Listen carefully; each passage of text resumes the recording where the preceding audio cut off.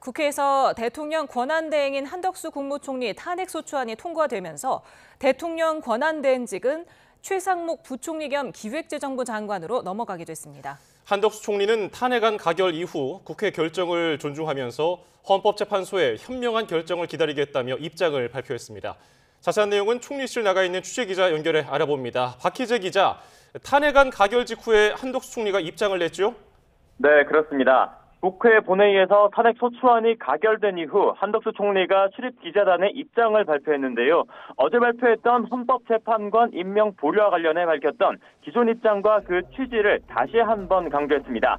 우리 헌정사에는 여야 합의 없이 임명된 헌법재판관이 아직 한 분도 없다. 권한과 책임이 그만큼 막중하다고 밝혔고요.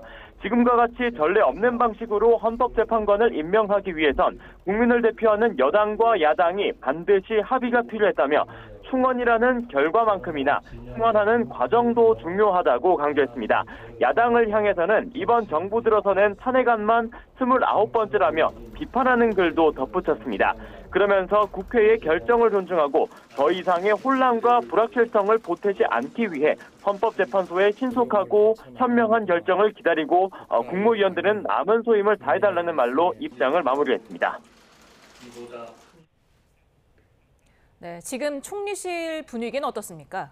네, 복수의 총리실 관계자에 문의해본 결과 이곳 분위기는 그야말로 참담한 상태입니다. 물론 그동안 야당에서 조건부로 탄핵안을 추진한다는 입장을 밝혀온 만큼 예견된 분위기는 있었지만 업무 차질은 불가피할 것으로 보입니다.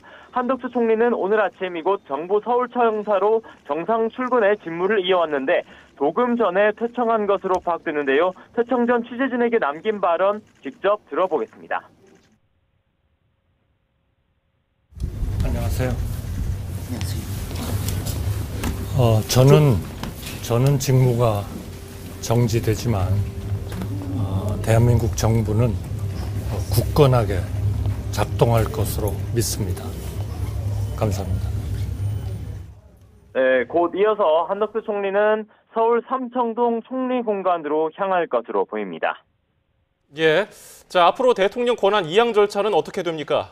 네, 정부조직법 22조에 따라 이제 권한대행은 최상목 부총리 겸 기재부 장관으로 넘어가게 됩니다.